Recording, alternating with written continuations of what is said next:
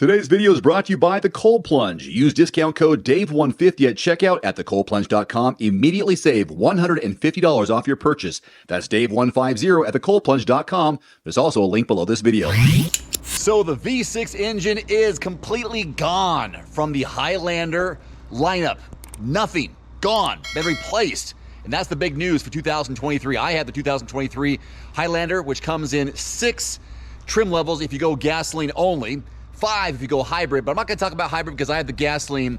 6 trim levels, starts at 38, goes up to 51. I've got the limited, which is just 1 trim level below the platinum, which is the top trim level, 47 and change. Best selling 3-row SUV in its class. And we're talking about the Atlas, the Pilot, the Traverse, Palisade, CX-9.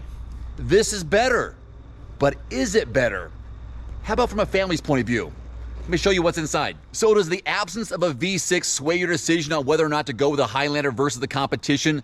Let me know in the comment section below. We're looking at a 2.4-liter 4-cylinder turbocharged, 265 horses, 307 pound-feet of torque. Fuel economy now is 20 city, 26 highway for the all-wheel drive, 21 city, 29 for the front-wheel drive. All-wheel drive is optional on every trim level, gasoline or hybrid. All right, 3 options to open the lift gate. You got one here in the key fob. There's one inside the vehicle. There's also underneath this right here.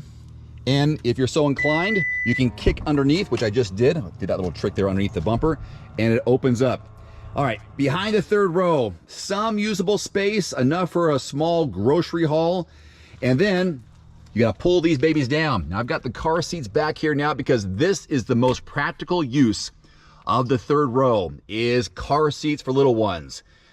4-year-old right there, 5.5-year-old right there. They love the back seats. Now behind this back row, just below the floorboard, you do have, I'm not gonna say usable space. You can put something back there if you had to, but there you have some tools to take care of a potential flat tire. Now, to fold these down, you lift these up right here, as far back as it goes, and then it'll fold forward, but I got the car seats in there. But just so I wanna show you, that's how you would fold those flat. All right, this point of view, again, this is kind of a family's point of view because that's how I use this 3-row.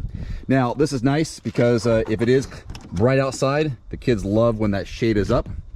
There are five USB ports throughout the vehicle. That's nice. So there's your middle row, which has got some ability to slide front and back. And if you want to slide all the way forward, that'll give you some room to get this way. And there's that. You can also just lift this. That'll help you slide here and gain access to the third row for the kids, not for adults. Come on, let's be realistic here. And that's what that looks like. So cool. What's it look like for an adult to sit back here? That's next. All right, I have the seat mostly back. So here we go. There is Dave's legroom behind this, and this is my position as a driver, so that's realistic for me. I can move this forward a little bit by sliding here. I don't want to go too far, but if I wanted to, I can go here, and that will work.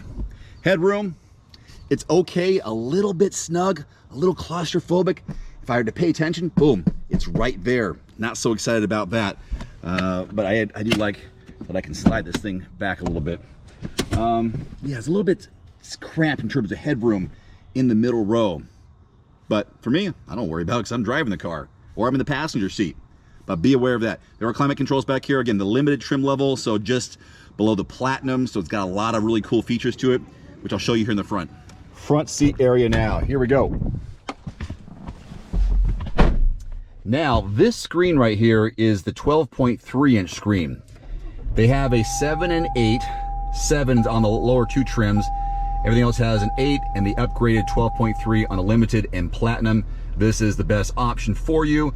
There's also a 12.3-inch screen in the instrument cluster as well. I almost said clutch. All right, so good screen here. I like this because I just recently had a Toyota Tundra and I really like that screen quite a bit. The Tundra though had a 14-inch screen, but the same interface, which is nice. So you can see all the different buttons and toggles there for climate controls. There are 3 of the 5 USB ports. There's also a wireless charging pad here, so that kind of takes the place of a port. Different drive modes. You can go into sport, normal, and eco. There's also mud and sand, rock and dirt. What did I just say? Oh my gosh. Hill descent control, snow. So all the good stuff right there for that. And then the usual suspects on the steering wheel for the mounted controls, lane departure warning, adaptive cruise control. You can cycle through what's going on in the instrument cluster or on the infotainment screen, all with these buttons here. Also Bluetooth technology, so you can do some hands-free calling or answering. But no heads-up display. Interesting. So there you go. And on the left-hand side, that's where you find the way to open the lift gate, heated steering wheel, different view for the camera, which is right there. They'll do through an animation to show you the surround view 360, and then it'll come to a stop and show you how it is. Oh, there's a dog, and there's a child on a movable horse. So there's that. And that might finish up the setup. Check your surroundings. Let's go ahead and put this in reverse. You can kind of see the whole backup camera system. Lane lines there, shows you the distance behind the vehicle and some of the front. There's a little dog right there. Yes, sir. I would call the Highlander a modern and practical SUV for families on their everyday trips, going to work. But if you wanted something a little bit bigger, that's when you would upgrade. Now this sits in between, we got, checking my notes here, in between the Sequoia, which is the bigger option, or going down to the RAV4. Highlander sits right in between it. And hey, they're doing well. Best-selling three-row SUV in its class. So they're doing something right for those people who need something like this, like myself. Driving, it's not super powerful, even though it has a turbo. It is smooth, but it's just not, doesn't have a big kick to it, surprisingly. But I'm liking it so far this week. Just because it's the best-selling three-row SUV in its class doesn't mean necessarily that I would get it. I mean, I'm just a guy who drives cars every week. My preference would probably be the Palisade, or Telluride for that matter, they're basically the same anyway, over this. But that's not to knock the Highlander, because there really is no loser in this category. They're all decent. It's all about preference.